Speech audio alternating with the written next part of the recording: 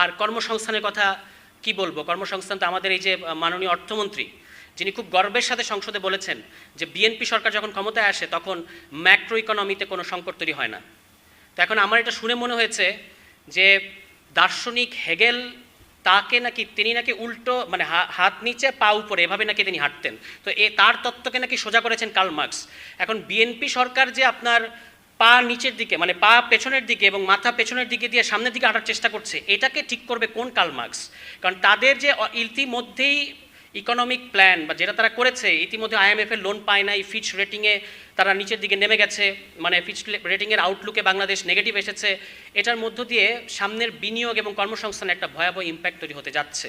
তো আমাদের অর্থমন্ত্রী যে বলে ফেললেন যে কোনো মানে ম্যাক্রো ইকোনমিতে কোনো ঝামেলা হয় না এবং ভঙ্গুর অর্থনীতি নাকি তারা উত্তরাধিকার সূত্রে পেয়েছেন, তো আমার খুব সিম্পল প্রশ্ন, ওই ভঙ্গুর অর্থনীতি অর্থাৎ ডক্টর মোহাম্মদ ইউনূসের অন্তর্বর্তী সরকারের আমলে আইএমএফ মানে ঋণের কিস্তি শুধু দিয়েছে সেটাই না, ঋণের পরিমাণও বাড়িয়েছিল, $70 কোটি তারা বাড়িয়েছিল। আপনাদেরকে ঋণ দিল না কেন? আইএমএফের কাছ থেকে আপনারা কেন শূন্য হাতে এসেছেন? এটার জবাব কি বাংলাদেশের মানুষকে আপনারা দিয়েছেন?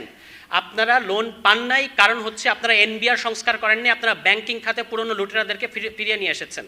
এসালম তাকে মাসুদ নামে ফিরিয়ে আনার জন্য আপনারা ব্যাংক রেজলিউশন অধ্যাদেশের মধ্যে একটা ইঞ্জিনিয়ারিং করেছেন, এই কারণে আপনাদেরকে লোন দেয় নাই। সোজা কথা বলেন বাংলাদেশের মানুষের কাছে।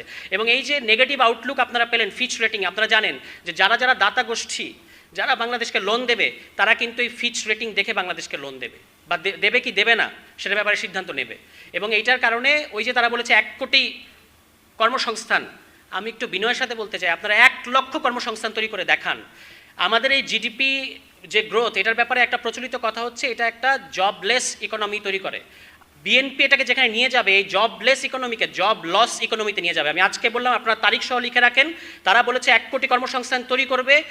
মূলত যেটা হবে জবলেস ইকোনমি যেটা এক্সিস্ট করছে এটাকে তারা জব লস মানে মানুষ আরও চাকরি হারাবে, চাকরি দেয়া দূরে থাক আরও চাকরি হারানোর দিকে তারা বাংলাদেশকে নিয়ে যাচ্ছে। আপনাদের কাছে বিশেষত যারা এখানে এক্সপার্ট আছেন বিভিন্ন সেক্টরের, আমার কথাগুলো খুব তিক্ত মনে হইতে পারে, আমি রাজনীতি করি, আমি এভাবেই কথা বলবো। আমি বলবো যে বিএনপি সরকার আমার সুগার কোটেড কথা আমার পোষে না। আমি জানি যে বিএনপি সরকার যে পথে নিয়ে যাচ্ছে বাংলাদেশকে 3 মাসে যেটা দেখিয়েছে, আমি একটা দুটো উদাহরণ দিয়ে আমার কথাটা সারি।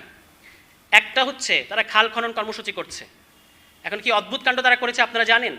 খাল খনন কর্মসূচি উদ্বোধন করতে যাবেন মাননীয় প্রধানমন্ত্রী, এটাকে অনেকে মানে আমি তো অত খারাপ লোক না, কিন্তু খারাপ লোকেরা বলছেন যে আসলে খাল খনন কর্মসূচি হয়ে গেছে মাটি কাটা কর্মসূচি।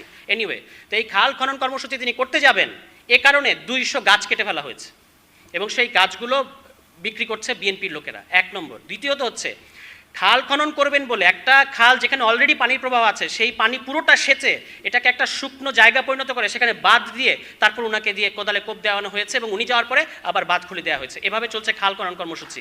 মানে আগে তো লোকে বলতো যে খাল কেটে কুমির আনা, তো ওনারা খাল মানে আটকে দিয়ে কাকে আনতে চাচ্ছেন এটা আমাদের কাছে পরিষ্কার না। এবং এইভাবে জনাব তারেক রহমানের বিএনপি সরকার 3 মাসের মধ্যে তাদের যে মাস্টার প্ল্যান বাংলাদেশের মানুষকে দেখিয়েছে, এটা আমার তো খুব ভয়। আপনারা বারবার বলছেন শিক্ষা খাতে বাজেট বাড়ান, প্রতিরক্ষায় বাজেট বাড়ান, স্বাস্থ্যে বাজেট বাড়ান।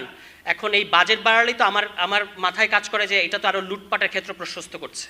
হামনি একটা কথা বলি যে বাংলাদেশ বিএনপি সরকারকে পরিষ্কার করতে হবে।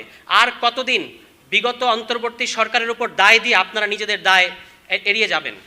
6টা 7টা হাসপাতালে ঘুরে চিকিৎসা না পেয়ে যে বাচ্চা মারা যাচ্ছে, কিংবা যে ওই যে সামান্য অক্সিজেনের পাইপলাইন না পাওয়ার কারণে যে বাচ্চা মারা যাচ্ছে, সেটার জন্য আপনারা কাকে দায়ী করবেন? এটার জন্য দায়ী আপনাদের ভুল পলিসি। আপনারা এখনও পর্যন্ত এই 1.5 মাস পার হয়ে যাওয়ার পরেও এই পরিস্থিতিতে কোনো ধরনের কার্যকর পদক্ষেপ নেন নাই, বরং আপনাদের অ্যাটিটিউড দেখে মনে হচ্ছে আপনারা একটা ওই পপকর্ন নিয়ে বসেছেন যে মারা যাচ্ছে, আমরা শুধু বলবো অন্তর্বর্তী সরকারের দায়ের কারণে মারা গিয়েছে।